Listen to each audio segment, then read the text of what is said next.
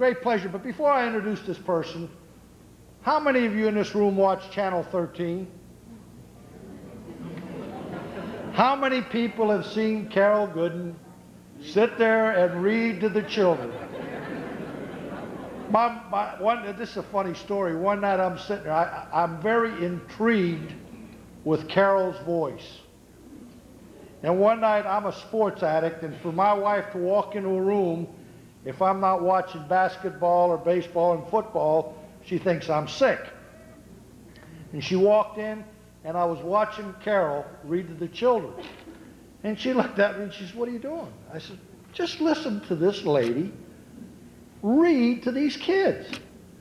It just brought back memories of when I was a child. I'll never forget, I was a young man living in New York City and not in the best of the area, but our school had a trip to Albany on the boat. And the first time I've ever been probably exposed to literature, this gentleman on the boat was read the story of the book of A Bell of Adano, written by John Hershey. And it brought back so many memories when I hear Carole get up there and read to these kids. If you haven't seen it, I urge you all to look at Channel 13 when Carole's on. It's a real treat. Carole, come up here and speak to us, please.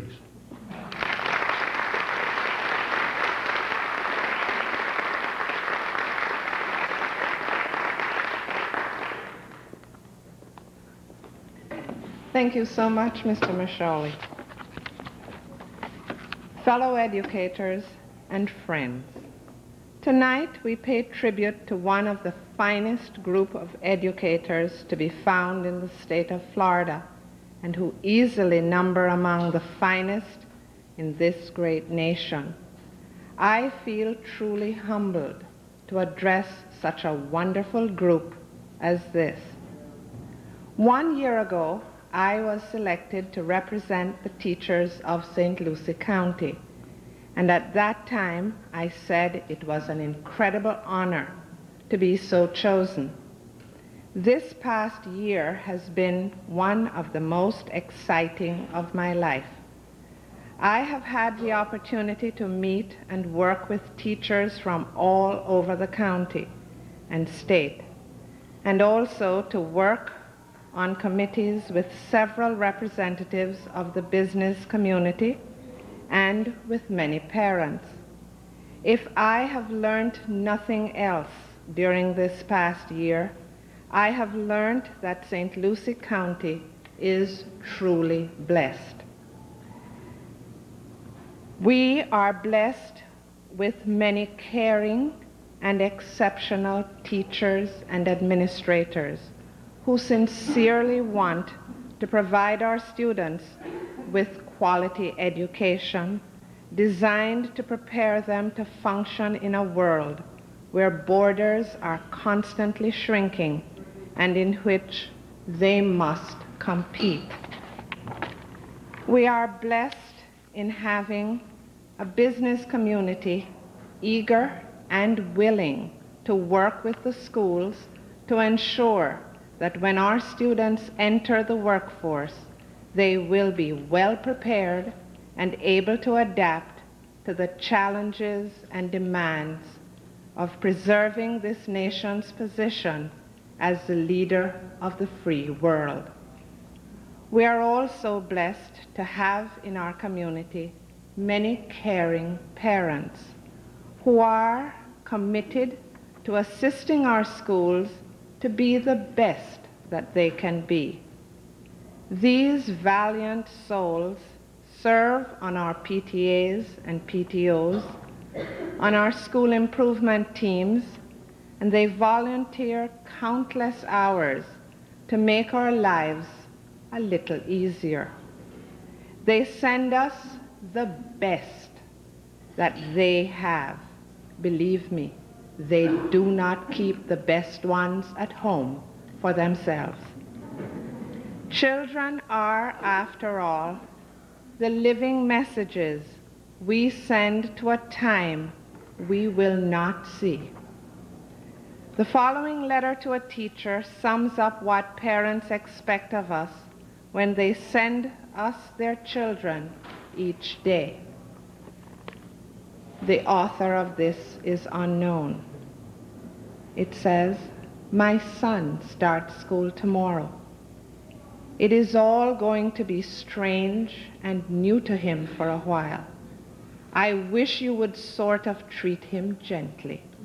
He's been king of the roost and boss of the backyard up to now. Tomorrow he starts on his great adventure that will include wars, tragedy, and sorrow. To live his life in the world will require faith, love, and courage. So, teacher, take him by his young hand and teach him things he must know. Teach him gently if you can. He has to learn that all men are not just, that all men are not true. Teach him that for every scoundrel there's a hero, that for every crooked politician there's a dedicated leader. Teach him that for every enemy there is a friend. Teach him the wonders of books. Give him the quiet time he needs to ponder the eternal mystery of the birds in the sky, the bees, the sun, and the flowers on a green hill. Teach him that it is far more honorable to fail than to cheat. Teach him to have faith in his own ideas, even if everyone tells him they're wrong. Give him the strength not to follow the crowd when everyone else is getting on the bandwagon. Teach him to listen to all men, but to filter all he hears on a screen of truth and to take only the good that comes through. Teach him to sell his brawn and brains to the highest bidder, but never, never to put a price tag on his heart and soul. Teach him to close his ears to a howling mob and to stand and fight if he thinks he's right. Teach him gently, but don't coddle him, because only the test of fire makes the finest of steel. This is a big order, dear teacher, but see what you can do. He's such a nice little fellow. He's my son." Our task, as you can see, is enormous. Tonight we honor 33 very dedicated and hardworking individuals who were chosen by their peers in their respective schools. The choices are excellent and represent the superb caliber of our educators here in St. Lucie County. Before this evening is over, one of these fine teachers will emerge as the 1994 St. Lucie County Teacher of the Year. Let me outline briefly how that simply wonderful person was chosen. After each school had selected their nominee, 4 panels of teachers and administrators had the task of selecting the zone finalist for each attendance zone. The district has 3 such zones, and so Zone 4 is comprised of our magnet schools and special schools. Each school's nominee was interviewed by the panel for their zone, and from those interviews, the zone finalists were selected. Any of the 4 finalists chosen could represent St. Lucie County with distinction. However, another panel of educators had the responsibility to select the District Teacher of the Year. That selection panel included Mr. Alan Edwards, principal of C.A. Moore Elementary, Mrs. Lisa Freeman Cash, a zone finalist herself last year and currently assistant principal at Parkway Elementary. Mr. Raymond Ramirez, last year's nominee from Dan McCarty Middle School. Mrs. Catherine Costa, another zone finalist last year and currently teaching at Central High School. And finally, myself. We spent 2 days reviewing their nomination packages and visiting them at their schools. There we spoke with the principals, other faculty members and students, as well as with each finalist. These were the 2 most intense days I have spent for a long time. Throughout those 2 days, the constant comment was, "This is going to be tough."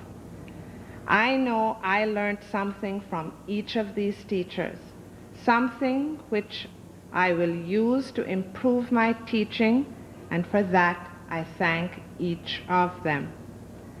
Our decision was reached by consensus, and we know the individual chosen will serve our county very well. We also know that any one of the 4 finalists would be an outstanding representative for this district. Tonight, some of our former district teachers of the year are probably here with us. I'm going to call their names, and if they are here, I'd like them to stand to be recognized. Our 1979 representative, Anne Marie Priorella. She represented Garden City Elementary. Is she here? 1980, Mary Mayer, Port St. Lucie Elementary. 1981, Kathy Basil from Morningside Elementary. 1982, Christine McIntyre, representing Garden City Elementary. 1983, Earl Little from Fort Pierce Central High. 1984, Wilbur Schwenger from Fort Pierce Central High. 1985, Karen Specker, again from Fort Pierce Central High. They must have been doing something. 1986, Judy Ament from Lawnwood Elementary. 1987, Winston Bailey, Dan McCarty Middle. 1988, Mary Jones, Northport Middle. 1989, Bonita Sampson, Fort Pierce Westwood High. 1990, Claudia Van Patten from Fort Pierce Central High. 1992, Kathy Huey, Fort Pierce Westwood High. 1992, Nikki Gibson, Morningside Elementary. I feel truly honored to be in such illustrious company.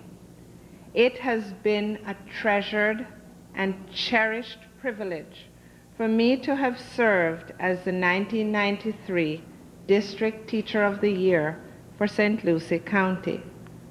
At this time, I would like to thank the 2 principals I have worked with at Windmill Point Elementary for their willingness to grant me release time to attend to the duties of being the District Teacher of the Year.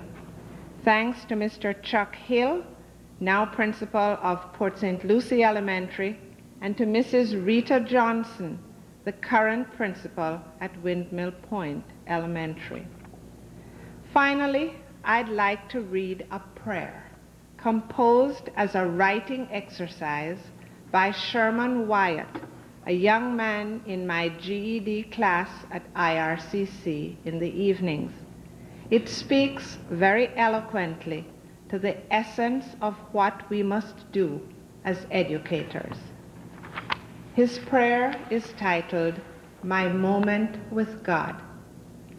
Dear God, as a teacher, I thank you for entrusting me with your most precious gift, your children. Guide me in your ways when I'm with them. Let me laugh with my students so that they will become joyous. They need the gift of joy to appreciate the beauty and wonder of your world. Let me teach them to share by giving of myself to them. Let them learn to care for one another by feeling sure of my love. Give me a glimpse of their unique strength so that I can help them develop as individuals. When their talents are hidden, give me the patience to seek them out. My students are little children who are only beginning to learn your ways, just as they are beginning to read and write. Help me create a trusting environment in which confidence, courage, learning, and love can flourish. Thank you.